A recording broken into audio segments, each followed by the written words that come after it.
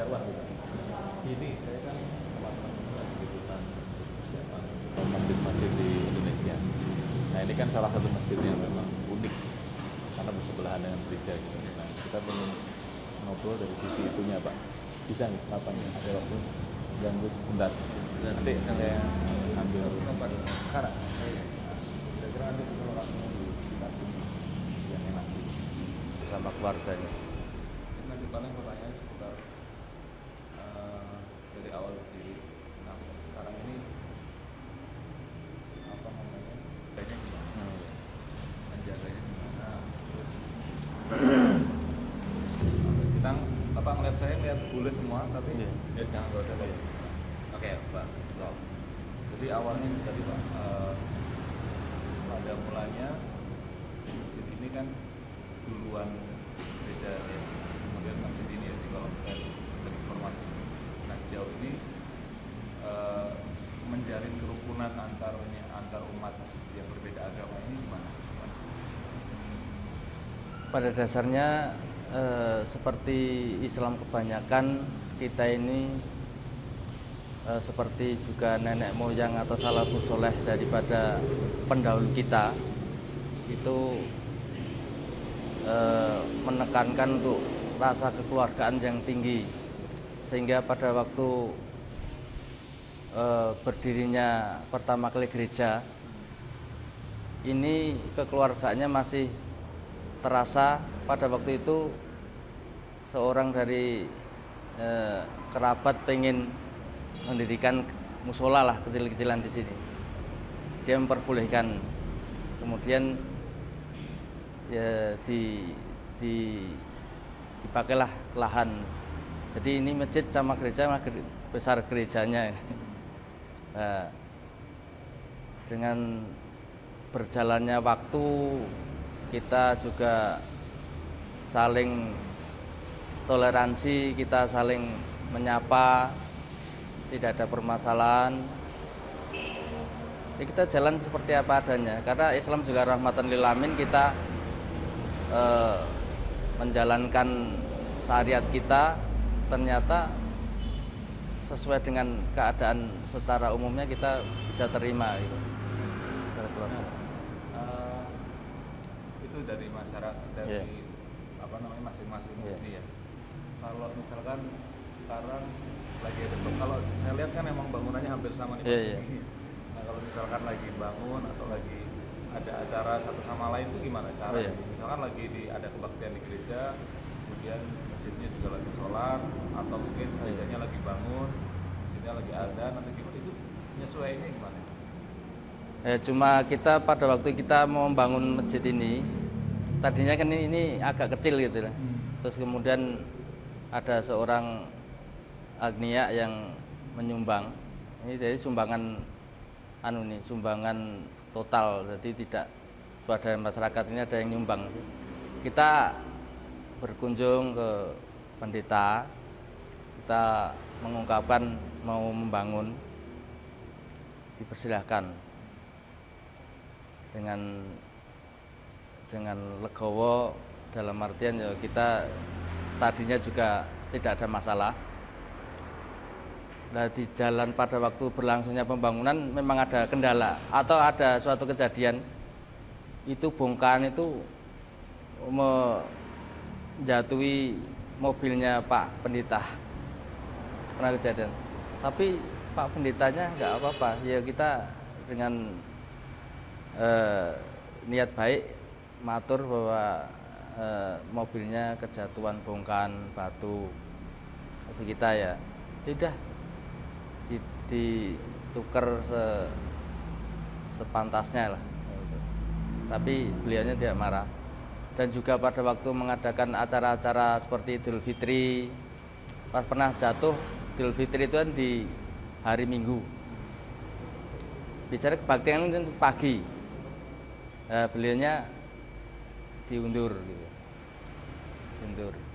Dan juga kalau toh pas pada waktu peringatan hari besar Kristen, terus kita juga nggak ada acara-acara, ya juga kadang-kadang parkir di depan masjid gitu. Dan nggak ada masalah. Sebetulnya itu simbol-simbol ya, simbol-simbol kerukunan Ya, yang nampak dari masyarakat. Nah, pengaruh masjid dan gereja ini ke masyarakat sekitar kan pasti ada, Pak. Artinya kalau orang melihat, oh cantik sekali ini berdampingan masjid dan gereja. Nah, ini pengaruh dari masyarakat Joyo Nunatan sendiri ya, dengan keberadaan dua tempat ibadah ini gimana?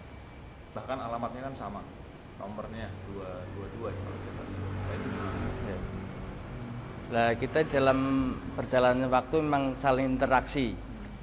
Ada nggak yang interaksinya kita kan kalau umat Islam kan dituntun dengan syariat-syariat yang sudah istilahnya sudah pasti, dalam arti misalkan bagaimana kita terima bantuan, bagaimana kita menggunakan suatu infak dan lain sebagainya. Pernah kejadian gereja itu mau memberikan takjil gitu loh, takjil untuk umat Islam, yang mana pada waktu itu kita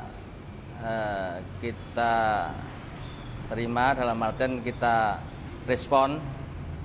Jadi kita niat baik jenengan tuh bagus, kami salut untuk toleransinya.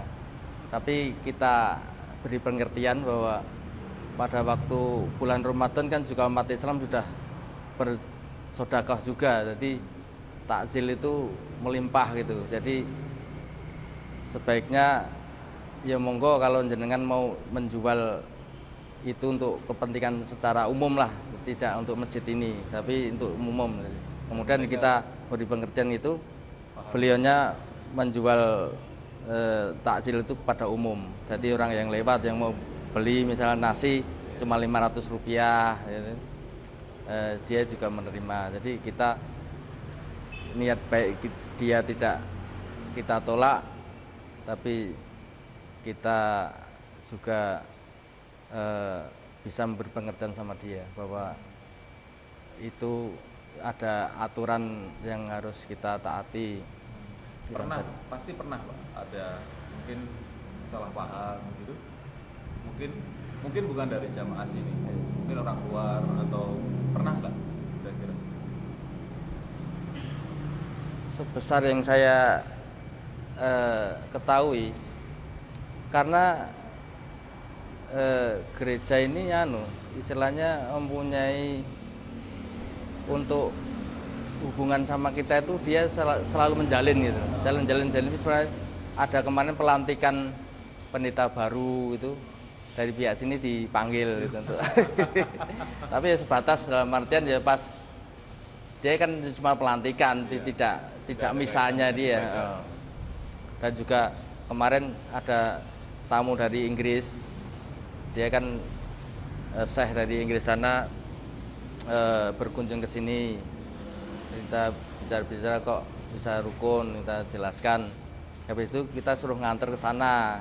Di sana sudah terkumpul para pendeta-pendeta yang didatangkan dari Solo berkumpul di sini. Ya, syekhnya itu memberikan penjelasan atau dia juga saling tanya jawab lah. Ya, itu aja. Jadi dalam artian kita Berarti luas tidak. Sebetulnya masyarakat sekitar ya.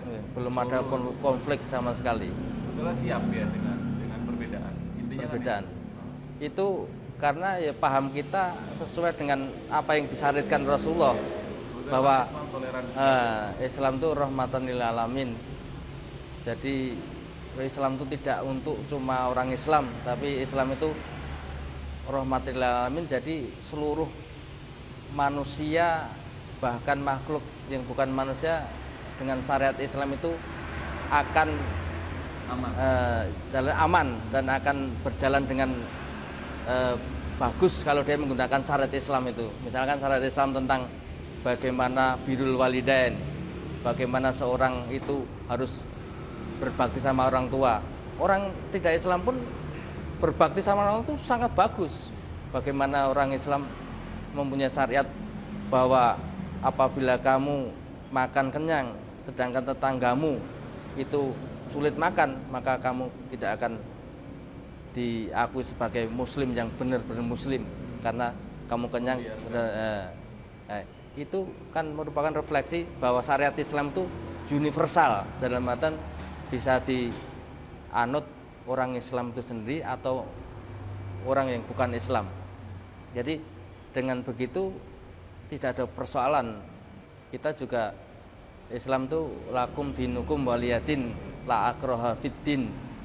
Jadi tidak ada paksaan dalam agama dan agamaku. Jadi sebenarnya kalau kita menggunakan syariat Islam secara benar apa yang sudah dituntunkan oleh para leluhur kita,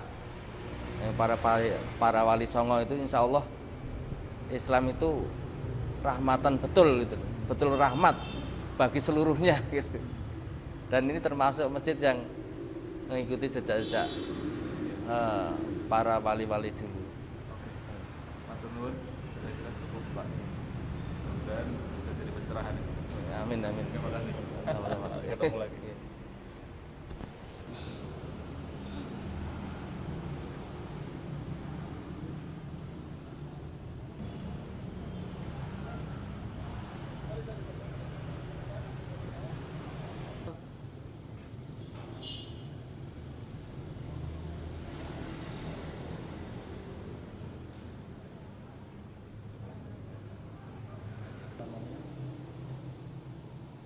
Selama ini yang terjalin aja. Yang terjalin bahwa kita ini kan memang diciptakan yang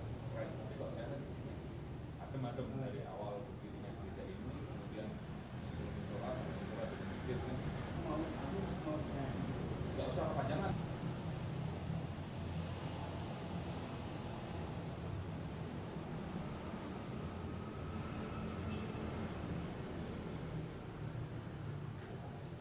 Kan sampean tinggal jawab aja.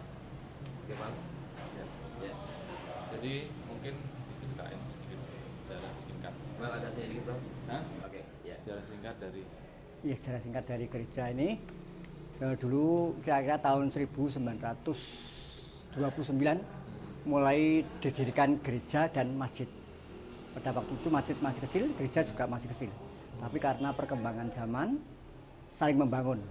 Itu masalah fisiknya, masalah hubungan dengan umatnya, gereja dan masjid itu memang terjalin bagus sejak awal. Sampai sekarang pun tidak ada perselisihan sedikit pun. Permasalahannya kita dengan warga gereja dan masjid itu ada saling komunikasi. Dalam event-event tertentu ada komunikasi, dan bila ada memang ada sesuatu yang perlu untuk masjid bicara sama gereja, ada sesuatu yang perlu gereja memberikan tahu pada masjid pada waktu itu. Dan sampai sekarang komunikasi masih baik, belum pernah sama sekali. walaupun ada sesuatu yang huru-hara apapun, kita tetap rukun. Itu betul, memang betul-betul tetap rukun itu. Itu dari semua, artinya kalau dari jemaatnya sendiri belum benar. Oke, ya. Silakan. Ya, gereja dan masjid ini awalnya didirikan tahun 1929. Pada waktu itu masih kecil, masih gereja kecil, masjid kecil, tapi karena sesuatu hal, karena perkembangan umat dan perkembangan zaman saling membangun. Dan sampai sekarang ini, itu untuk fisik, bangunan fisik, ternyata megah sama megah. Nah, terus untuk masalah umatnya itu memang saling rukun. Karena komunikasi tetap berlangsung dari awal sampai sekarang, tetap berlangsung komunikasi yang bagus. Kalau ada hari besar, itu ada katakanlah dia kasih tahu pada masjid, Natal masjid kasih tahu ada gereja, jadi selalu ada komunikasi terus. Makanya untuk gereja dan masjid itu sampai sekarang belum pernah sekecil apapun, belum pernah ada permasalahan, tetap rukun baik. Ya. Istimewa ya dari dua hal ini ya. Iya. Cut dulu. Nah terus apa namanya, sejauh ini kalau tadi kan saya pengen lihat dari sisi masjidnya ya Pak, ya. pengaruh dari gereja ini kepada perkembangan umat Kristen dan Islam, khususnya untuk kerukunannya gimana Pak? Pengaruhnya begini, soalnya sama sekali kita itu diantara pengurus gereja dan pengurus masjid itu selalu terus berdampingan dalam arti selalu ada hubungan terus, jadi tidak pernah ada sesuatu yang sedikit pun diomongin. iya omong ada sesuatu katakanlah ya ini terlalu rame gereja ya, masjid ya kasih tahu Pak jangan terlalu rame, Itu nggak apa-apa ya? Enggak ada, kita mengurangi. Gitu juga masjid, kalau harinya itu terlalu banter, kita ngomong, Pak ini ada keperluan, ya tolong ya. Nah, kita dikurangi juga. Jadi memang bagus, memang warganya itu bagus. Nggak pernah kena provokasi dari luar, nggak pernah. Nah, bagus. Ngomong-ngomong soal provokasi, kalau Bapak ngelihat sekitar yang sering terjadi selama ini di Indonesia gimana Pak? Dikit-dikit. Oh tidak pernah. Kita sama sekali nggak Tidak kepengaruh pernah. ya? Soalnya begini ya, di samping kita dengan masjid itu memang sudah dasarnya rukun, dan lagi ada keamanan, dipantau sama aparat kepolisian. Walaupun memang tidak usah dipantau pun memang sudah rukun, tapi lebih baik ada pantauan dari itu. Dan dari kepolisian sendiri ngomong, kalau ada apa-apa, ngebel, kita hubungi, tidak apa-apa. Iya, puasa pun tidak apa-apa, kita saling, mari ada buka puasa bersama. Ya. Baik. Kalau sholat id ya pakai di depan masjid, kita kebaktiannya kita undur, pakai aja. Iya, pakai di ini. Jadi di muka masjid ini pakai, muka gereja ini dipakai untuk sholat id. Kita sebagai ya teman kepercayaan ya, kita undur kebaktiannya. Udah kita undur. Biar untuk sholat id gitu loh. Nah. Kalau lagi ada parkir juga yang penuh, kadang-kadang pakai di depan masjid gitu ya? Oh tidak apa-apa. Salah ya? Tidak apa-apa, malah ini parkir gereja itu yang mengelola sebagian dari pemuda masjid. Parkir gereja. Tidak apa-apa, memang tidak apa-apa. Iya. Kita fair banget. Baik. Iya. Saya pikir cukup Pak. Iya. Nah, Iya, terima kasih. Iya. Mudah-mudahan terus terjalin. Iya. Intinya itu ya. Imal.